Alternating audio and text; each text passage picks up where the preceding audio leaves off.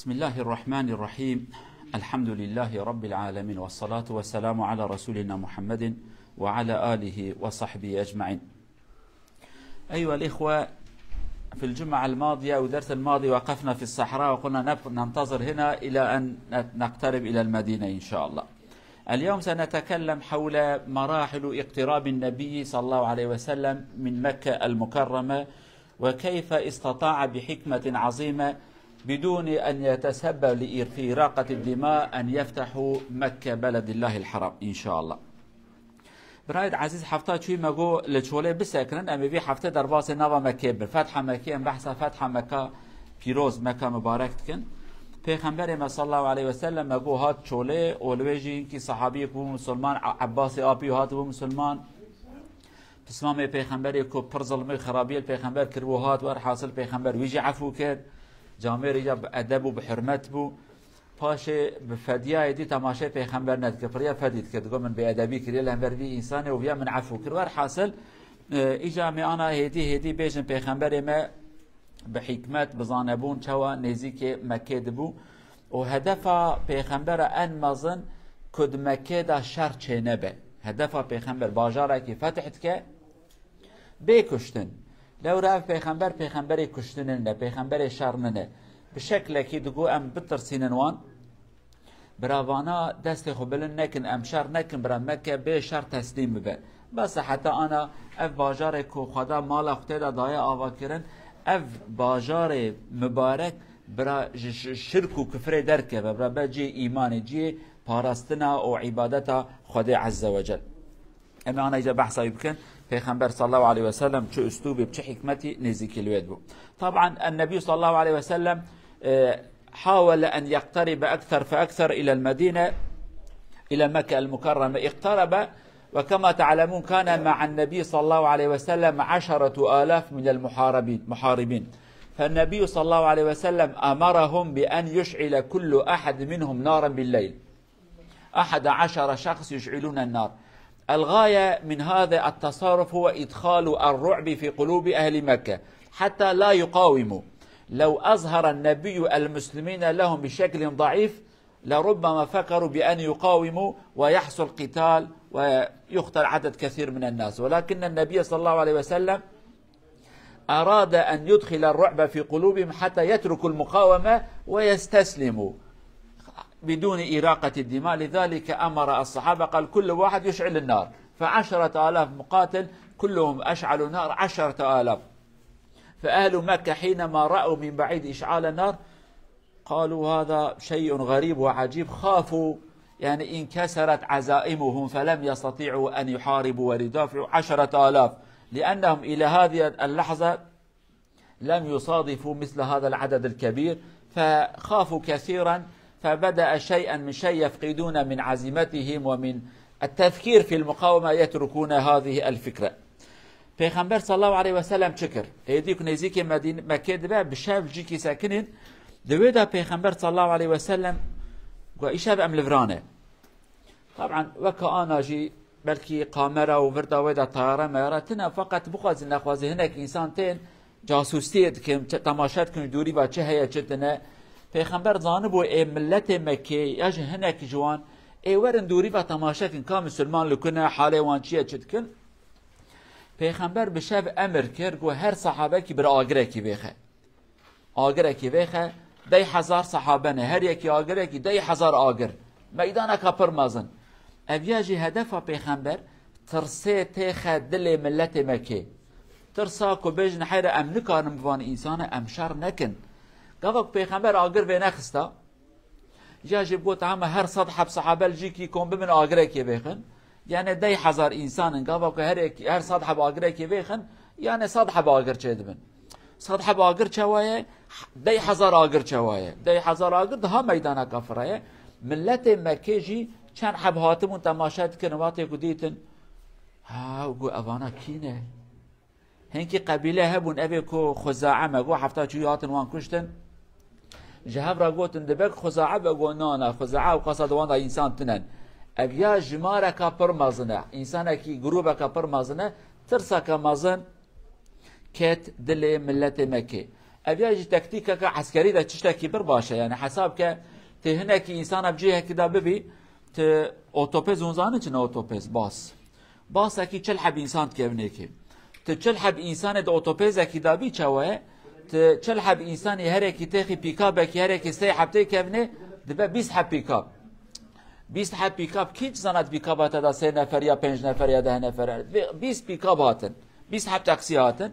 بفي شكل يعني تنيار خو بترسيني اما وتفتك ابن سياركي سياره كابتن يا خوازي صار حبتي دا من حبكيه اما دا يحب سياره وبيسحب سياره سيحب سياره ترساوند هذا ترى پیغمبر جی صلی الله علیه و سلم بفي شکل هانه افتر صانه خس دلوان دای هزار اگر و خس گو کام تماشا کن چه بچه نابه برا ترسته که ودلوان ابیا پیلان عولا و پیغمبر ترسته خدلوان صلی الله علیه و سلم. طبعا هم في بالليل حينما يستريح المسلمون. عباس عم النبي كان قد دخل الإسلام فهو كان يحب الخير لأهل بلده فركب بغلة النبي صلى الله عليه وسلم وحاول أن يقترب من مكة. ربما يرى بعض الناس من أهل مكة حتى يقنعهم على الاستسلام عدم المحاربة. فبينما هو هناك سمع صوت أبا سفيان ورجلين آخرين فتعارف على بعض. فقال أبو سفيان ما وراء؟ قال ورائي عدد كبير ما تراه من النيران هم هؤلاء سيهاجموا عليكم. طيب قال ماذا تأمرنا؟ قال اركب خلفي حتى أخذك إلى النبي صلى الله عليه وسلم وتأخذ من النبي صلى الله عليه وسلم العفو أو أن يجيرك، يعني تأخذ منه الأمان. فركب خلفه واقترب به إلى النبي. الصحابة حينما يرون الناقة يقول جمل النبي وعم النبي عليه لا يهتمون، ولكن حينما رأى عمر بأن أبا سفيان خلفه وكان يعرفه لحق به قال علي أن أقتل عدو الله لأنه الآن في الصحراء ليس في مدينة حتى نقول ممنوع أن نقترب منه. ولكن عباس رضي الله عنه منعه من ذلك. وطبعا بقى عند النبي أبو سفيان الليلة، وفي اليوم الآخر أعلن إسلامه. وبعد ذلك النبي صلى الله عليه وسلم قال اذهب وقل للناس الذي يدخل بيتك فهو آمن، الذي يدخل بيته آمن، الذي يترك السلاح آمن، يدخل الكعبة فهو آمن. بهذا الشكل استطاع النبي صلى الله عليه وسلم أن يخرج روح المقاومة من قلب أبا سفيان فبدأ يستسلم، ولذلك كان يدعو أهل مكة على الاستسلام وعدم المحاربة. هذا كذلك كان خطة حكيمة من عباس ومن النبي صلى الله عليه وسلم. تشتيك تشيبو دوي هجاك آخر بيتخن عباس أبي بيخنبره تازج مكي هاتية اللي دلي بأقربا يتشوته، يعني تشتكي نورمال إنسان خيريش قومي خراب خازك بنهننا، يعني قومته كيمانيا وانها بجي تي خيريج وانا بخازي سلامتي وانا قومته ملته هنا كي أحمق هنا جاند فكرة وانتي قوارتن عولي كل ملته خذك شن يعني كان حبي ما يكون كاتبون أو تري جماعة طريق درجة كان صلبري قالوا كرد دو غازي رحي وابستين أو بخوش كرد بوها كرد بوش كرد دو غازي رحي وابستين ما زي بوكشم وان جماعة ما يكون مالا مخراج كرن ولا تما يعني وين حاصل ش قومي أخرى أدفعت بوكشم كرت ظلامش قومي أخرى ظلامي يعني إجا عباس تلي ملتي وشوتي قول جاز هارم بالكزين كي ملتي ما كي بدينا مدربا أجوانا بيجن برا شر نكن تسليم ببن برا إنسان نيني كشتن لحسب پیغمبر سیار بول دوا پیغمبر مصابیجن چون نزیک تماشا کردن کی دنگ تید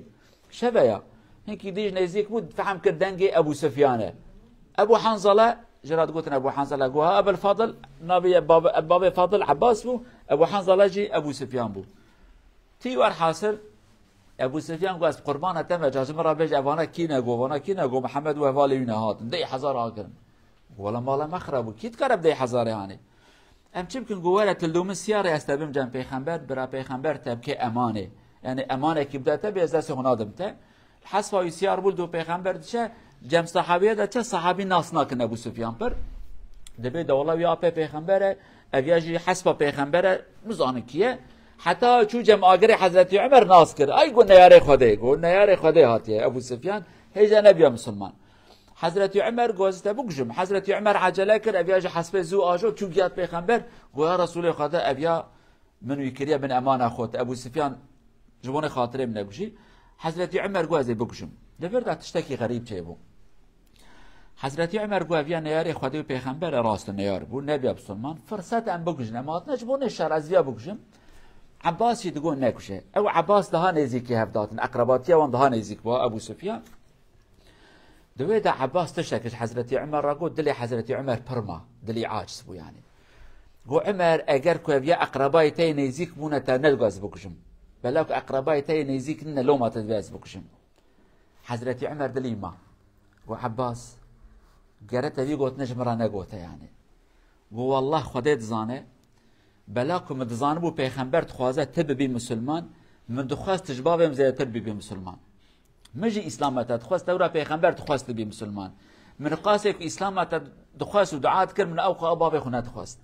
دورا مزان بو پیغمبر تخوازه تجي بی مسلمان تچواج مرا بي قوت نت بيج يعني وكاكو از دبجم ابيا دوره ابيا نزيك ابيا اقربا نا اقربا تجي نا اقرباي من بوي لمن دخواست بی مسلمان من ایمان تاج باب خو زیاتر تخواست لورا پیغمبر تخواست بی مسلمان تچما بی گوت نجمرات بيجي ور حاصل عباس کا بيجا مگوتي شو مگوت يعني ايش دابم دركت ور حاصل او شاف ابو سفيان لويما روجاتي سرس به فچكي نربو گو خده يك ولكن ش پیغمبر گو والله هم عالي تدا گو هجا دلم تام رحت نبيه هجا جي ما دلم دا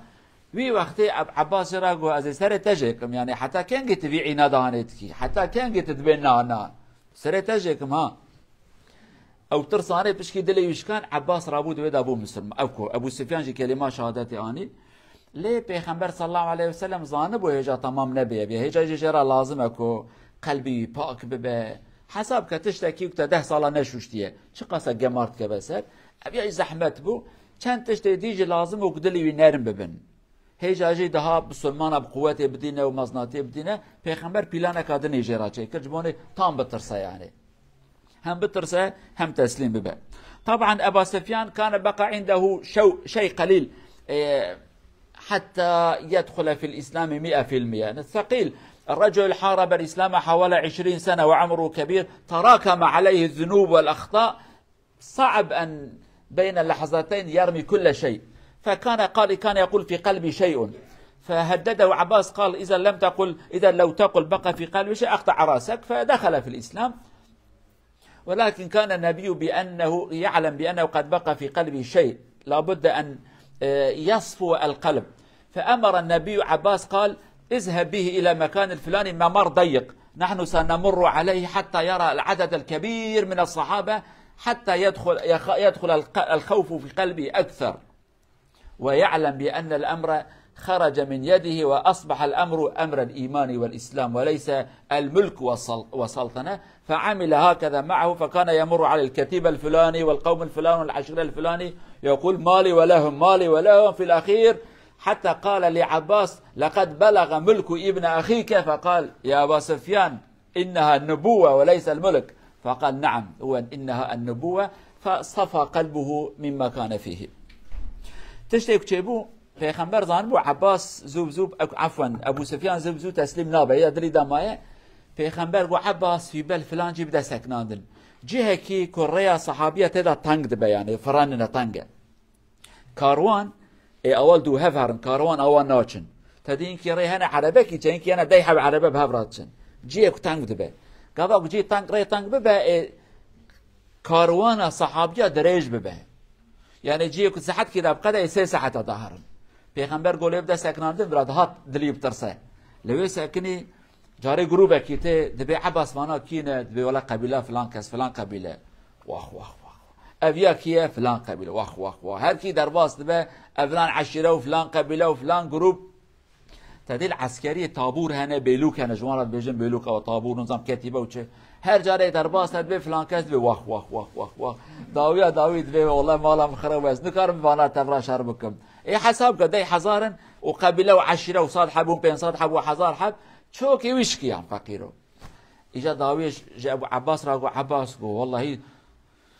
ملك معناه قراليه السلطه قو ملكي لا يبريته شخام مزميه ملك نبي پیغمبر به ملك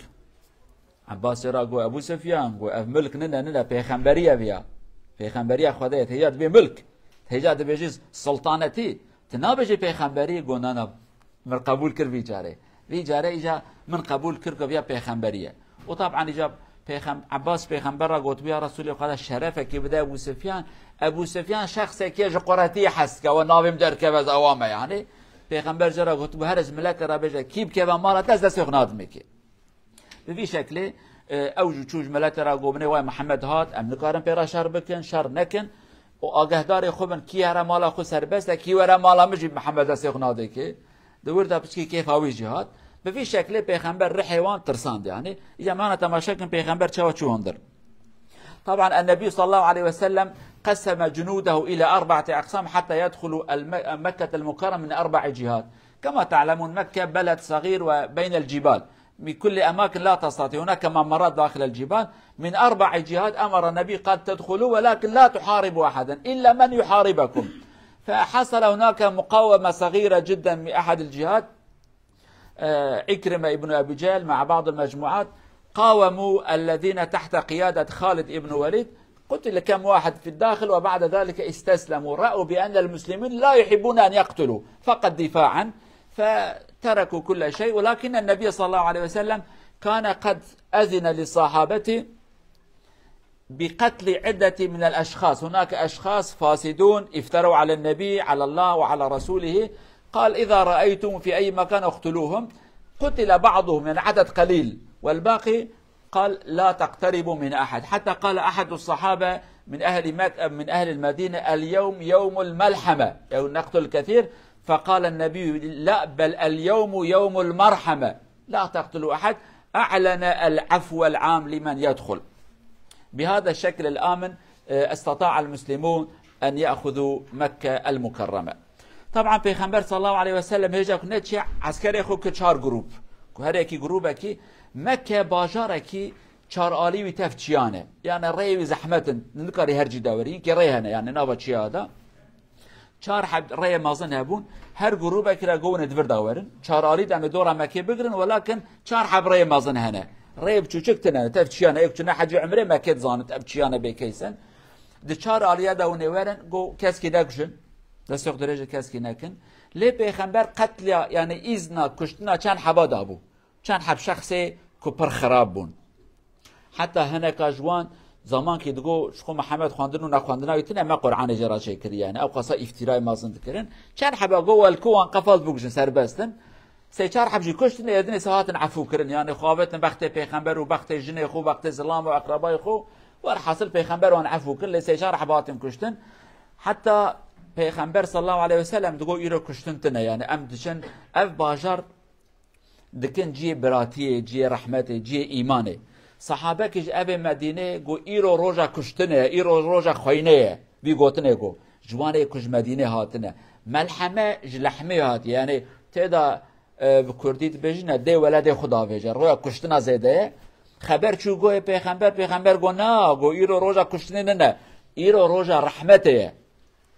او صحابه جی بایراق اسلام دستیده و یک پیغمبر جسان گو بدن لایوی جوان عاجز نبه نبه تشماش مصندیه گو جبسن بدن لایوی بایراق هانه علم هانه دان لایوی پیغمبر گوش هر کسی را بجه ایرو روژا رحمته ایرو روژا کشتنه نه. به وی شکل هانه پیغمبر دکارو بکه به نابا مکه کت نابا مکه ملت مکه جیدی پشتاویش کیا بترس دلیقتی ابول زانه دکارن گروبه که هندک او گروبه هانه که عكرمه كري ابو جهل سروكي وانبو اوان هنا كي خباراس بشكي شر كرن بكي همبر خالد كري وليد شر كرن گروبك ديگل خالد هاتيه 3-4 حب چند حبه كي اندك هاتن كشتن دويدا داويه تماشا كرن نكارن يعني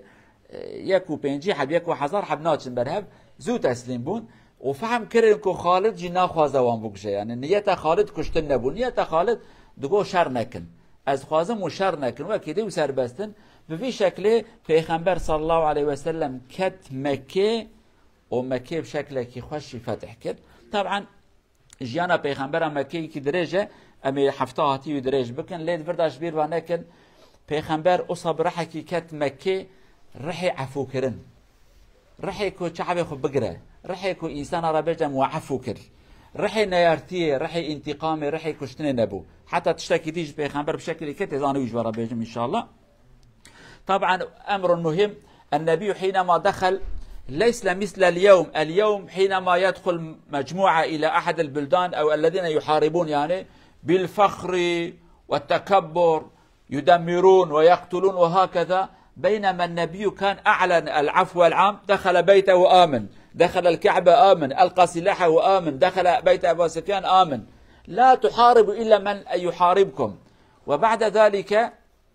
دخل متواضعا يكبر ويهلل، حتى العلماء يقول النبي كان قد خفض رأسه، لحيته يأتي على ظهر الجمل تواضعا لله عز وجل، لا يحب أن يرى بأنه تكبر، بل متواضع لأن الله أكرمه وفتح عليه هذا البلد الجميل العزيز بدون محاربة. تواضع لله عز وجل. فإذا تفتح بلدا وأنت متواضع أهل البلد سيحبونك. وسنرى في الدروس القادمة الذين كانوا يحاربون النبي كيف استطاعوا أن يكونوا مدافعين عن النبي صلى الله عليه وسلم في سنوات القادمة. پیغمبر علیه الصلاة والسلام نوک آنا اینکه دولت شرط کن اینکه گروه کبن باجارا انسان کی نایلن نیاره پاکشت کن بکبر بقرتی الله الله مهاتن پیغمبر اصها بالنفس بچوکه کی بتواضع جراد بین اصها اصتی خوب پیغمبر سر خوا خار کربوها بلن نت کرد کتاب تاریخ وهاد من به پیغمبر پریا سر خار ریه پیغمبر گیشتو بشتا دواوی سر خوا کربول بشتا حسباخیه جبونه کش خدای را بجی یا رب خدا کی مازنید مشر نکر وان انسان برحتی تسلیم مبون اف باجار مبارک به کشتن تسلیم بو پیغمبر استی خوار کبرول هم بر خدا سرخ بلند نت کر شکر خدا کر الحمدلله ای انا تنه ملی خوات کن دورهم هزار انسان هنه بکشن عفو بکن جیکن اواکن نه هدی استو خوار فقیر استی خوا خوار کریه و فقیریت یا ربی حمدش تراد به اف باجار آنی فتح بو پیغمبر امی درس یاتی داجی بیجن اصا دل پیغمبر نرم بو صلی الله علیه و سلم اوان انسان حتی فتح مکه کو پیغمبر نیارتی کرن پیغمبر پر یک دلی نرم بو وان عفو کر اوان انسان پاش هر یکی بو عسکر کیش بونه پیغمبر هر کس کی دریا پیغمبر دا جان خوش دستا کو خدا عمر دریش که بلکی ام بعث بک مثلا یک جوان عکرمه کره ابو جهل اوقات نیا شر کر داوی ایجا اصلا خدمتکش اسلامی را کرد ابو سفیان او قصه خرابیه کرد داوی دریا اسلام ولا چاوی کور بو عمری مازن نزه 8 ساله تیرک هي تیرو کوان تیرک یاوت اند حرب که در چاوی کرد گفت کور بو جبان خدا براویش به کفارت گناه منکم برای کریه عکرمه بو مسلمان شر ذکر جرات گفت عکرمه یواش هدی یا دو نبجن هدی من پر به پیغمبر را شر کریه گناه ما پرن حال ممکن اسلام گناه مرفع عفوت که بیل اجین کی خراب کم اویا تف چما کرن فریا گذره پیغمبر نرم بو اما اگر پیغمبر ظالم بونا انتقام بسان دابوت از عفو ناکم هند ابو سفیان نظام چه پیغمبر وهانت بو لبلاك دل پیغمبر نرم بو رب عالم جوان دلا تفش پیغمبر ذکر علیه الصلاة والسلام هفتاتی هم بیجن پیغمبر ملت مکه چوا خبر داد چه جوان را دگو چه داوان اوانا داوی فکر پلان و پروژه وان چه بو اموانا هفتاتی بیجن ان شاء الله. إلى أن نلتقي في الجمعة القادمة. ابقوا في حفظ الله ورعايته إن شاء الله. في الجمعة القادمة إن شاء الله سنتكلم حول تصرف النبي مع أهل مكة حينما دخلوا في الإسلام وكيف عفى عنهم واستطاع أن يملك القلوب. فإذا عفوت عن أحد إنه سيكون عبدا أو أسيرا لديك. فالنبي اختار العفو والتسامح وبعد ذلك فتح الله عليه أبوابا كثيرة. إلى أن نلتقي ابقوا في حفظ الله ورعايته إن شاء الله.